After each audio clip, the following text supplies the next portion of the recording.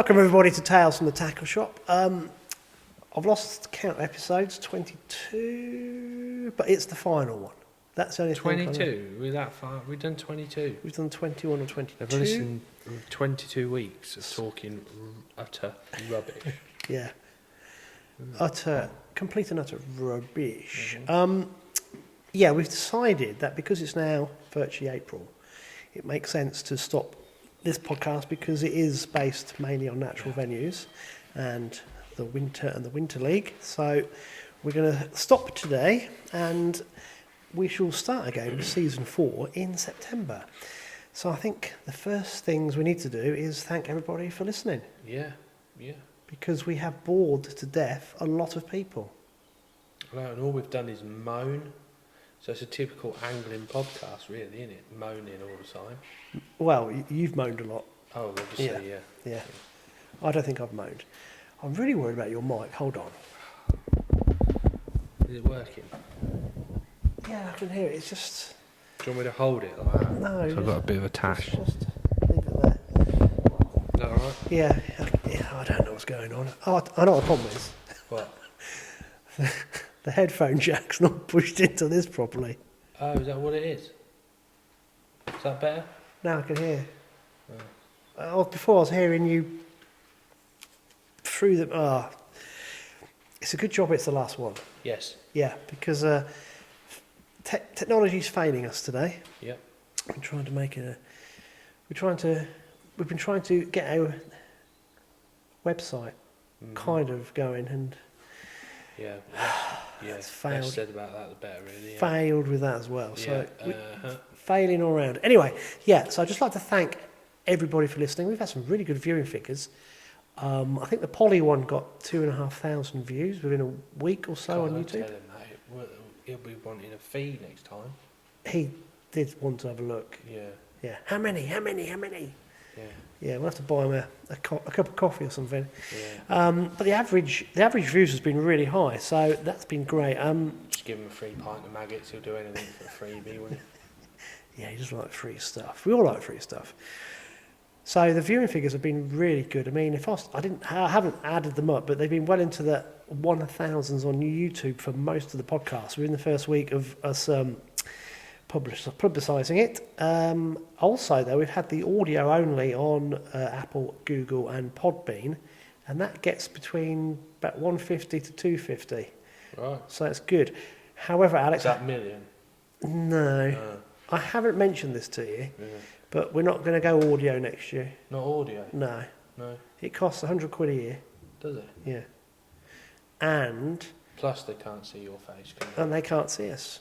So I know there's about 300 people subscribed to it, so I do apologise. But financially, it doesn't really make sense, because if you think about it, we spent £300 just on that. And I think it doesn't make sense to renew the subscription in September for another year when the YouTube figures massively outweigh the audio ones. Right. And also, if you want to listen to this audio only, just listen to the volume. Don't look at the picture. So if you're driving along... Yeah, just set it up, yeah. Yeah, you can use it as an audio podcast only anyway. So that is what we're going to do. If we get loads bigger, we may revisit this, but to be honest with you, it just doesn't make sense. And on a Monday night when I'm editing, it does cut down that a bit as well, so it's going to help me speed things up for next year. So I don't think you'd mind me saying that, would you? No. Nope, I didn't think so. While I remember as well, if any of you are predator lure anglers, I've started a lure podcast. The first one will be out now by the time you watch this, and that's going to run in the summer, and that's with a chap called Charlie Coppolo, and we're just going to try and see if there's a niche for a lure fishing podcast. It's completely different to this one, and if you would like to have a look at that, go and have a look. If it's your cup of tea, obviously watch that every week. If it's not, it doesn't matter, but we'll run that one for the summer, and then we'll finish that, and then also start again with Alex as per norm doing the match orientated one in September, and we'll see where season 4 takes us. One of the things I was thinking about, Alex, is we could try and we might change it up a little bit. I'm not sure how. Right. But yeah, we'll try different things, but we'll have a think over the summer how we can perhaps make it a little bit different than it has been this year. This is handy. We're in the calf, and it makes it very easy for us to record. And this chap here is incredibly busy, and I have to kind of siphon him out of the shop for half, 3/4 of an hour to get this done. But we'll have a little think, because we did the trip to Dye was the last time everyone saw us, and that was good fun. Yeah, it was good fun. Apart from being allergic to something, I reckon it was you, probably, being in a car with you for more than 10 minutes, maybe. Have you recovered? Not quite, but yeah. You were red. Well, I weren't red. I was like a 99p Mr. Whippy flake, I was, for the next week. Your face was on fire. God, it was all shriveled up like a prune. Did you get to the bottom of it? Yeah, just come from away from Scotland.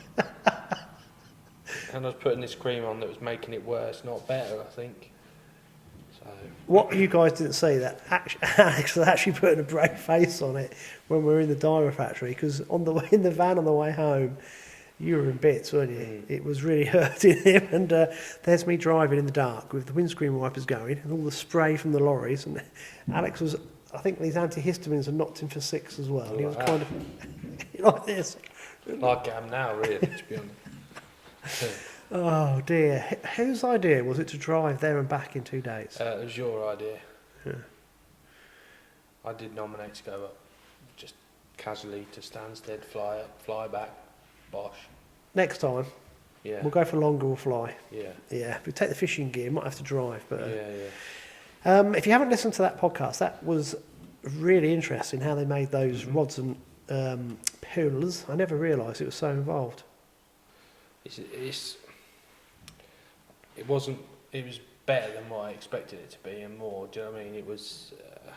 It's hard to explain if you don't see it, but I think the biggest thing was the fact that there was how many people involved in making just one rod or one pole. You know, just one pole section, really. Yes. And the different departments that do everything, and it was really impressive. So It was, wasn't it? Yeah. Even from when the sheets of carbon were actually stored in a massive fridge.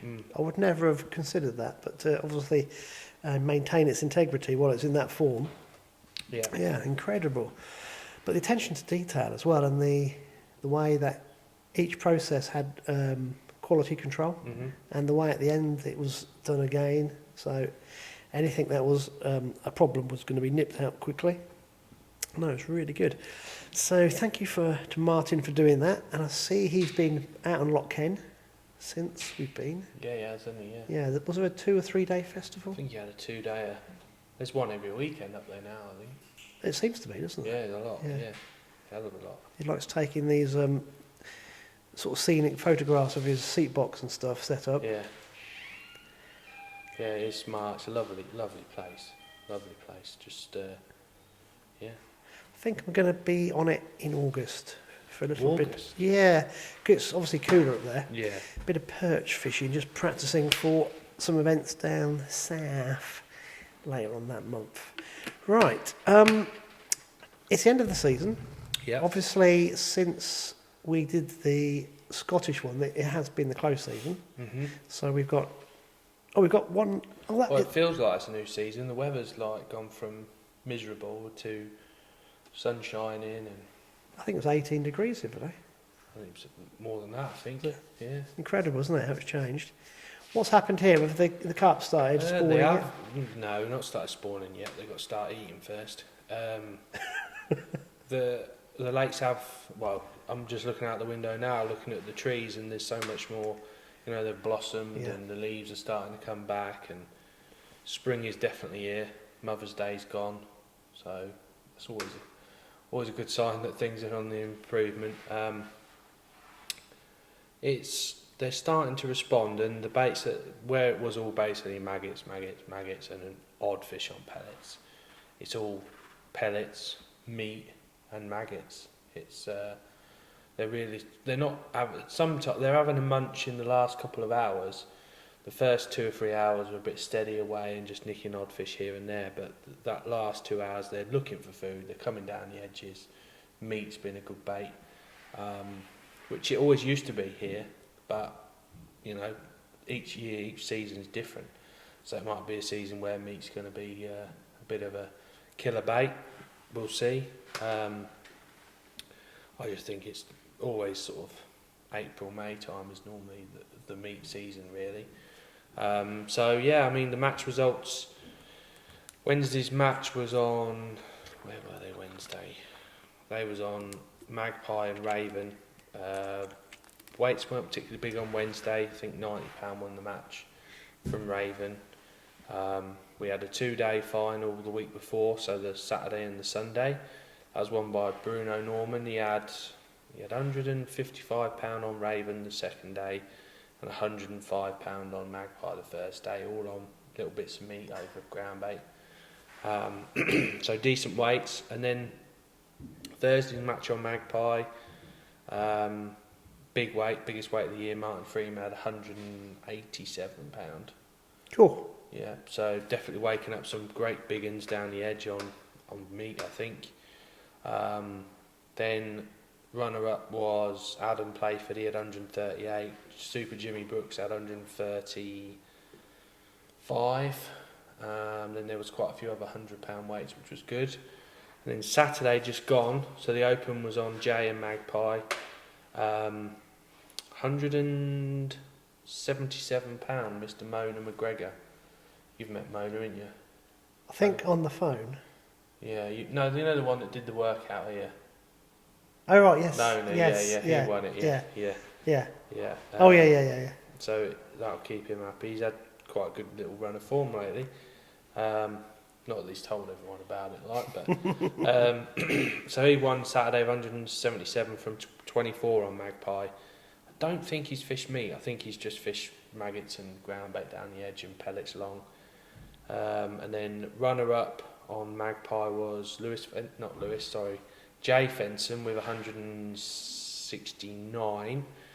So close weights, there was 162, 150, 130, 140s. So it fished really well. I think out of all the anglers on there's only 5 of them that didn't catch £100, and 3 of those caught £90.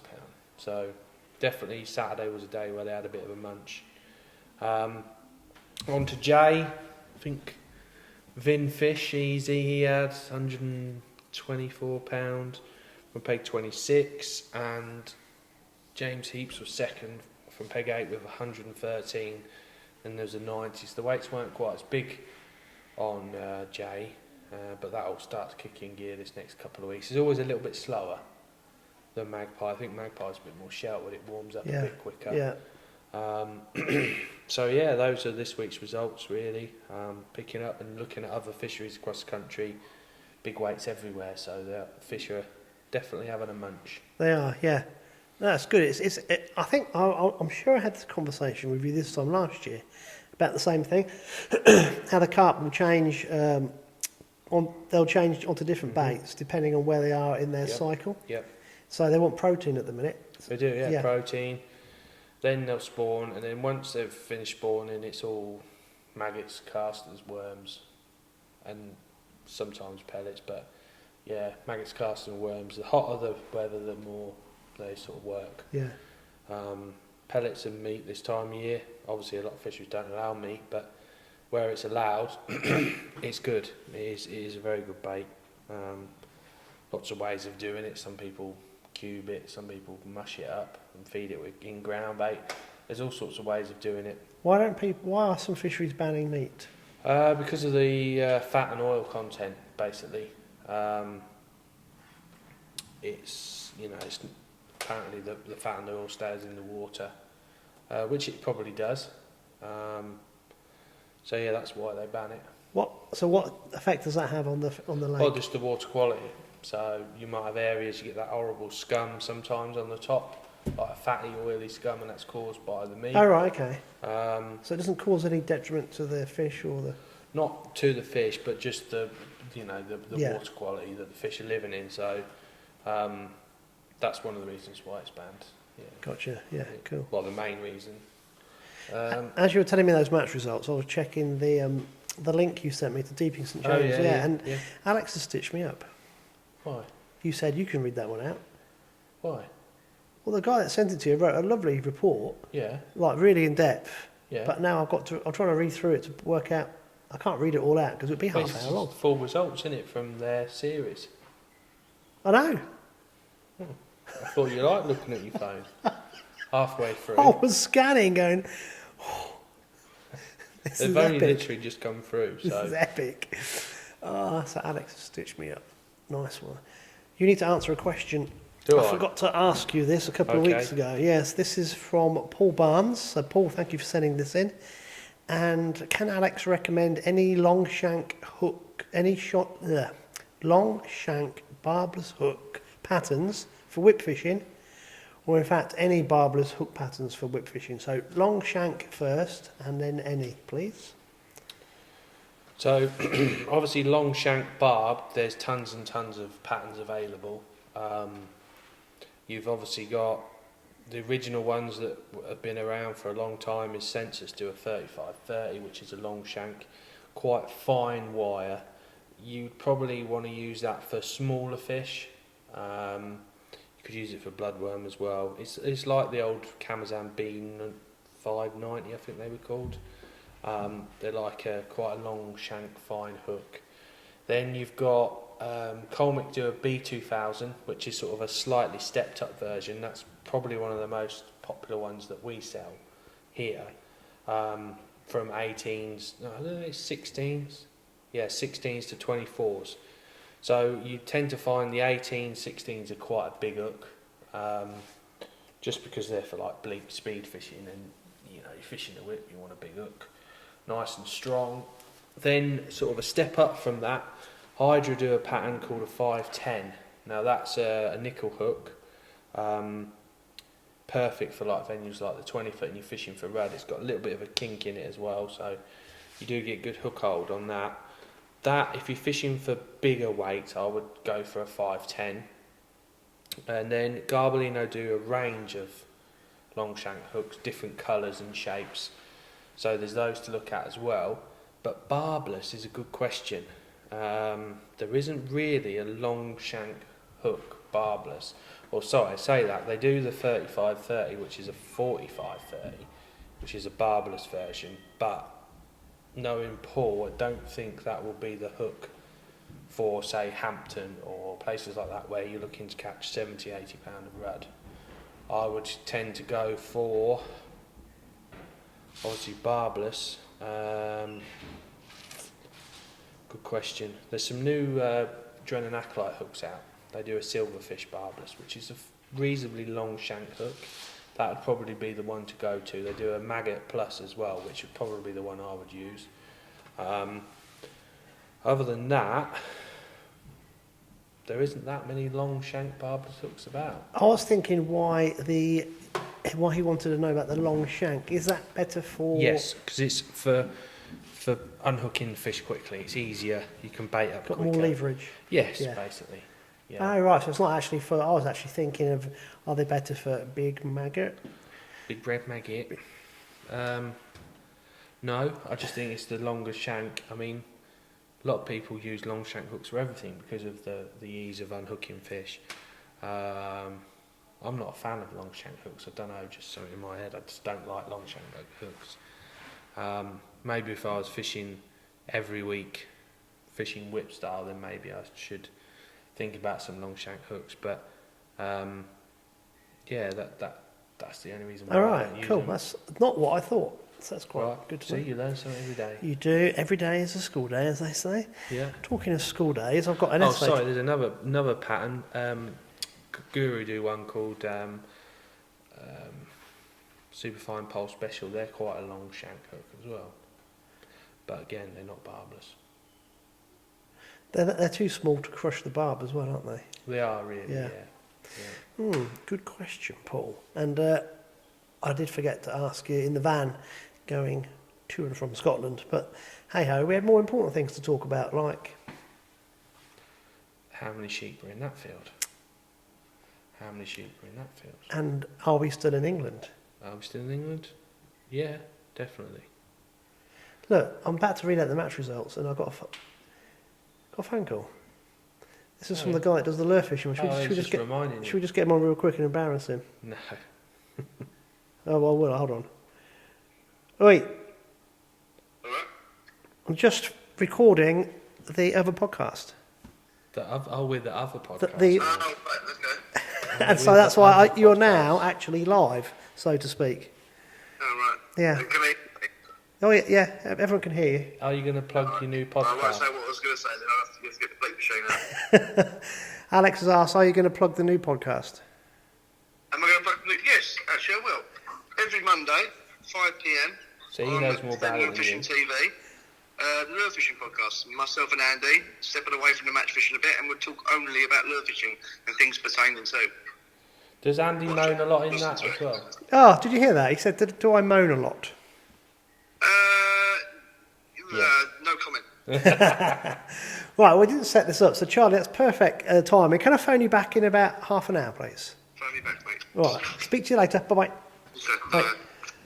Well, that was perfect. I was just actually He trying even to told you when it was coming out? He did very well, Yeah. yeah. He's better than you. No, you said, is it this week, next week?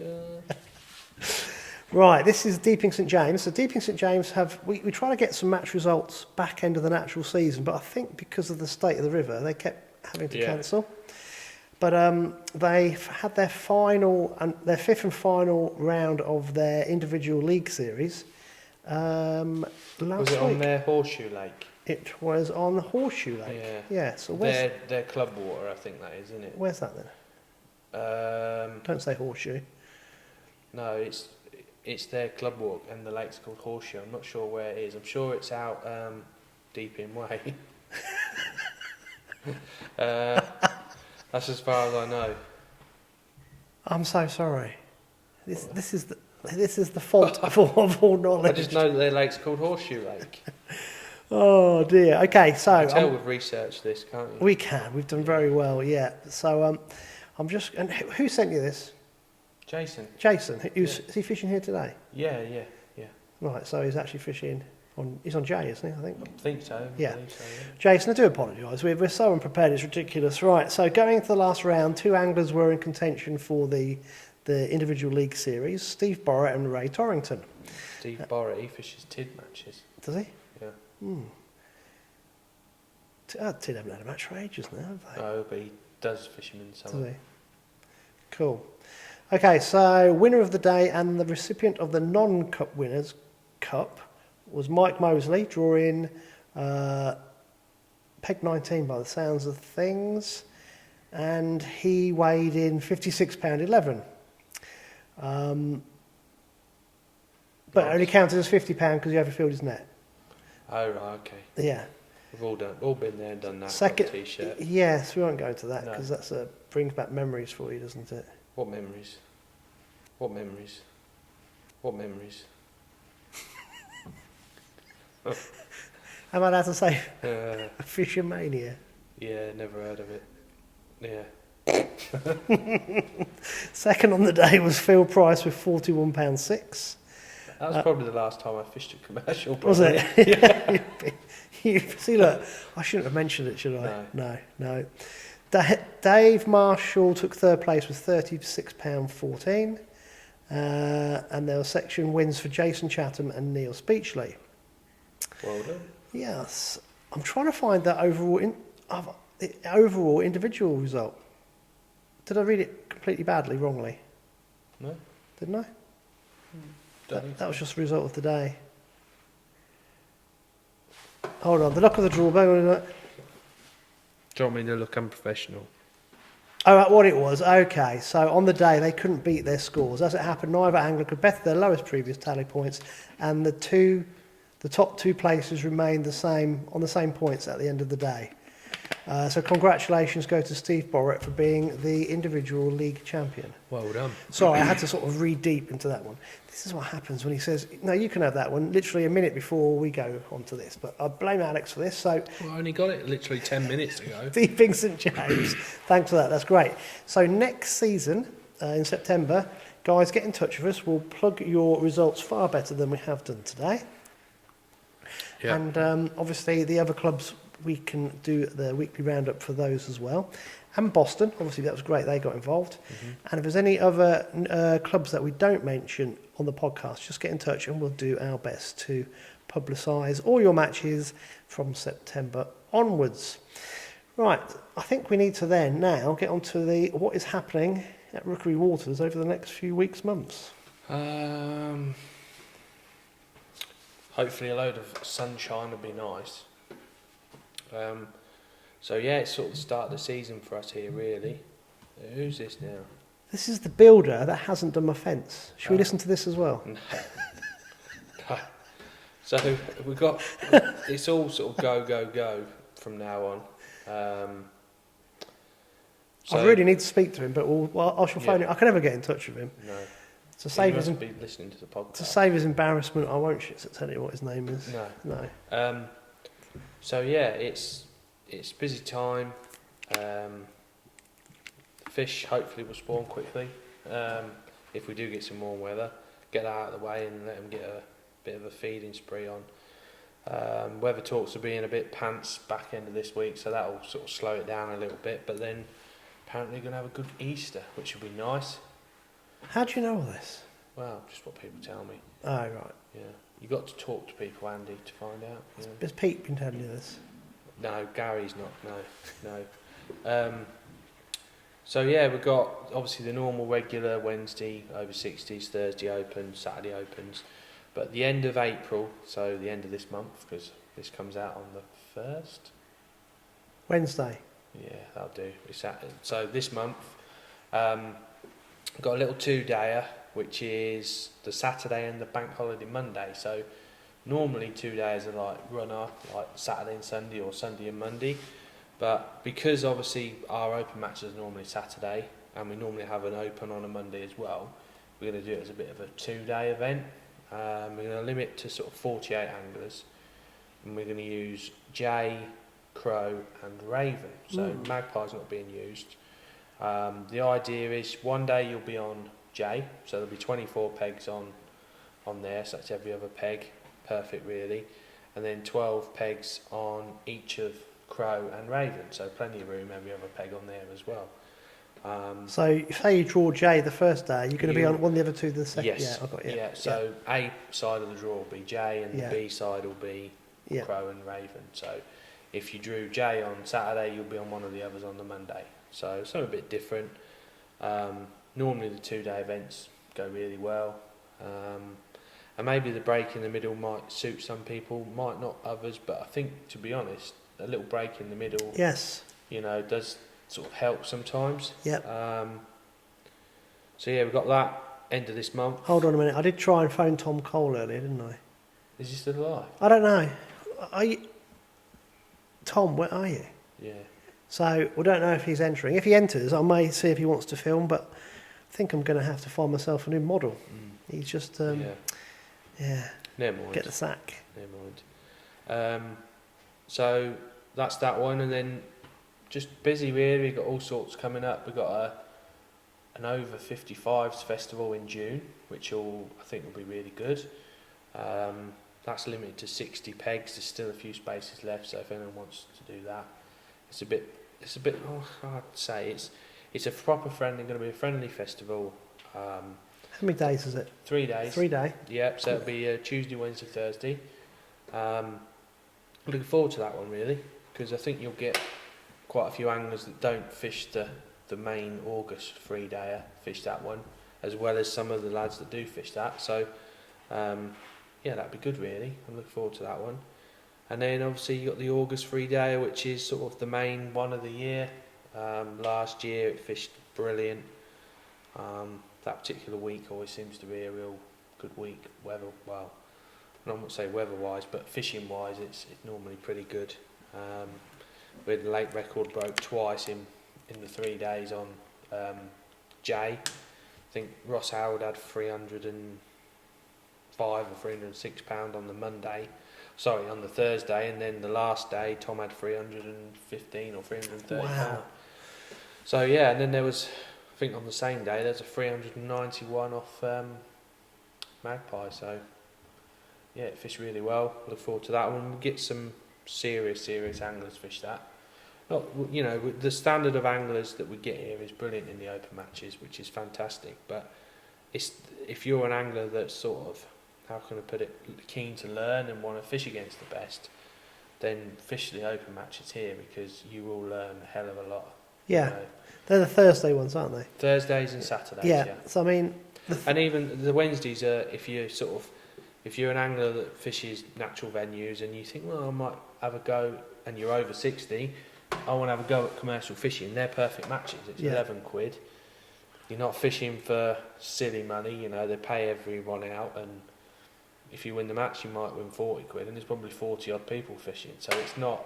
I was going to say, the turnout's been really good again so far. Yeah. They normally go sort of sky high through the close season, and then depending on what qualifiers are where, the numbers dwindle or drop for certain ones. But it's it's good. It's good.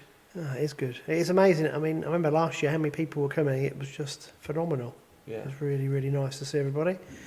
Yeah, so some good advice there. So people who want to give it a go, just come down. And the Thursdays and Saturdays are a good training ground, aren't they? They are. Yeah. They are, and it's good fishing as well. At the end of the day, it's very good fishing. But like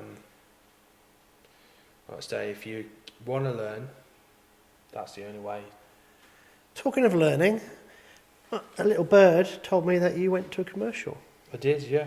Yeah, and I got absolutely smashed to pieces. Yeah.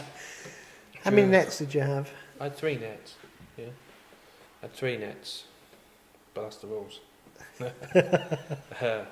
No, I started going up to Lindome. We've got a commercial national coming up, and bearing in mind that I've worked at a fishery, not just here, but obviously when I was at Westwood as well, for the last 12 years. Fishing commercials is I don't know, it feels a bit like you're at work sometimes. Yeah, I bet. And that's why I enjoy my natural venues so much. Not, you know, people say, oh, do you fish natural venues and catch nothing and weigh £3 and all this and all that, but fishing's fishing. There's loads of different ways of looking at it, and whatever style of fishing you do, there's a reason why you enjoy it. And I always used to fish commercials a lot, normally during the summer, but with work and stuff like that, I don't go. Normally I'll perhaps have 2 little pleasure sessions, chuck in a feeder somewhere, but I've made a decision this year to make the effort and do it. We'll see if that happens or not. But went to Lindome, drew a good peg, which has been really in form lately. And so you've ruined a good peg. Yeah, I ruined it. I just caught a roach a chuck. Probably caught more roach on Sunday than I did since Christmas on the drains, probably. Yeah, but you had £50 a roach. Not all roach, no. Oh, right. I probably had a good £20 a roach. But they must have been good ones. Some of them were, yeah. They're hooking themselves on the banded cast like F1s, which you're trying to catch. But when you're trying to catch F1s, if you're catching roach, then the F1s ain't there. You know, I've tried various different ways of trying to catch. The lake we was on is like really deep, and the fish didn't want to be on the bottom. Even in the margins, it's probably 6 foot. The fish didn't want to be near the bottom, and all I could catch on everything shallow was roach, even a perch as well.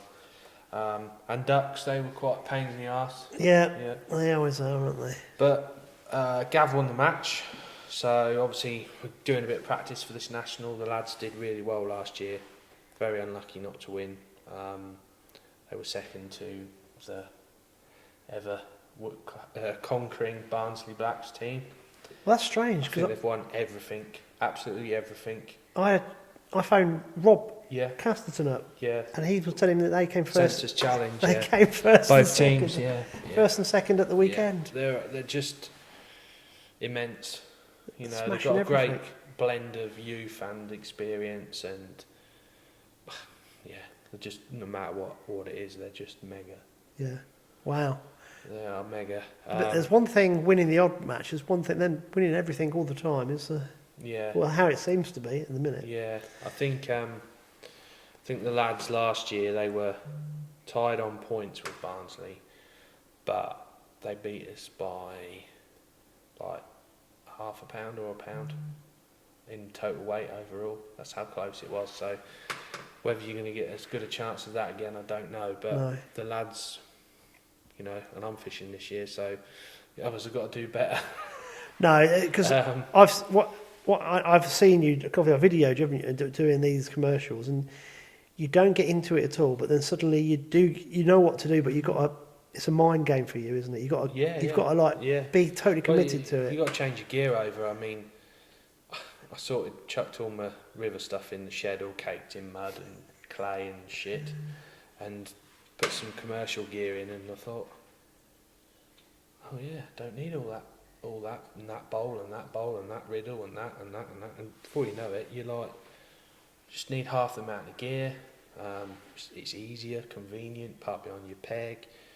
Yeah, and you catch fish. You know, I've had £60 and I've caught a load of roach, but I'm moaning, you know. I've still had a day's fishing, really, when you look at it. But yeah, going back, Gav won the match for £170. It was a lovely day. Caught a few fish on cast to shallow, on a jigger, and then just come down the edge and caught one a bung down the edge on maggots. Shallow down the edge in March, what's that all about? And then Goddard did alright, he was second on beaches, he had about £85. He did well on there. So it was just us three that went up this week, but I think as nearer to the national, there'll be more and more of the lads go down. Because obviously, as we said earlier in the podcast, the carp on there will change their feeding preference for different baits. Yeah, there's a lot more F1s in those lakes. So are you going just to get to know pegs and... Oh yeah, I mean, you've got 500 odd pegs on site. Oh, crikey, it's huge. So it's a massive concern. Yeah. There's bonsai, that's been revamped, like drained and desilted and slubbed out and repegged and bits and bobs. So no one really knows about that one yet. New fish gone in and stuff. Right, I've got you. Yeah. So that's everyone's got a level playing field on that particular lake. And then you've got Benny's, which is the lake we was on yesterday. It's an old trout lake, so it's probably, it's bottomless, and there's like little spits and bays, and it's all F1 fishing really. There's a few carp in there, but just getting your head round that lake. Then you've got Loco, which is pretty much the same, but there's a lot of monster carp in there, some right hippos. There's even £30 pike in there. Quite a lot of pike in there. And then you've got Beaches, which is like all featurey and all over the place, quite shallow, the original lake, I think. That's got everything in. So that's totally different. There's more eyes and stuff like that in there, so you've got to get your head around that one. And then you've got willows and laurels. They're like little bays and corners and, you know, F1's carp, bit of everything. Bonsai, obviously. So the pegging's going to be tight because there's obviously a lot of anglers international. Yeah. That makes a big difference. But just getting to know what pegs are what and, you know, makes a big difference. So, especially for someone like me that's not been for 4 years or whatever. Yeah. So are you gonna keep going with little groups, and every time you go, you're going to feed back into a pool of? Yeah, I mean, I think for me, it's more of a learning curve for me than the other lads. They fish commercials week in, week out, and they just, you know, they're on the pulse. Whereas me, I've got to try and get all my gear and get everything up to speed. Yeah. It's going to take a while, but no, you'll do it. I mean, I enjoy something new, if you know what I mean. Yeah. So. And also, it's nice to have something fresh to go at because, like I said, when it's mindset, isn't it? So me knowing you get your head around this now you'll be like wanting to do really well because you're very competitive. So you'll get the hang of it pretty quick. You will be good. Right. Okay. I'm actually helping that guy that phoned me, Charlie. We're going to do a bit of practice on one of the local venues that he's got an England qualifier on. So we're going to do that soon. And I'm doing a bit of phoning around. It doesn't sound like it's that great, but it's like, oh, crikey. But again, that's a bit more. That's even though it's lure fishing, it's team fishing. We're going down just to have a look at a couple of stretches and see if they're worth him concentrating on the day. So all this competition fishing is quite interesting because you actually have to go to get to know pegs, stretches, feed back into your little knowledge pool of information for your team, and then make some clear plans for the day of the big event. But I think it's very interesting stuff. I think we're nearly there, aren't we? Yeah. It is the end. I suppose one thing we didn't really mention Jeff Tuttleby. I know it's his last year. Yeah. So hopefully we'll see if we've got someone to fill his boots. I did see he put a post up about making people go to the AGM. Yeah. So hopefully they've got someone to do the Saturday matches. Yeah, I'm sure they'll find someone, but and run it as in the way that Jeff did. I'm sure, but so just well done, Jeff. Really. So. Well, we do mention this quite a bit, but it's the angling clubs. They don't have these guys putting in the time and effort. Things don't run, and Jeff's one of many guys from all these angling clubs that put in all the time and effort. But I don't know how many years he's done the Saturday. Quite a while. Has he? Yeah. Saturday matches. But it's not just running them; it's the flavour in which he's done it, isn't it? Yeah. To get even on those dire days, he's had a good turnout.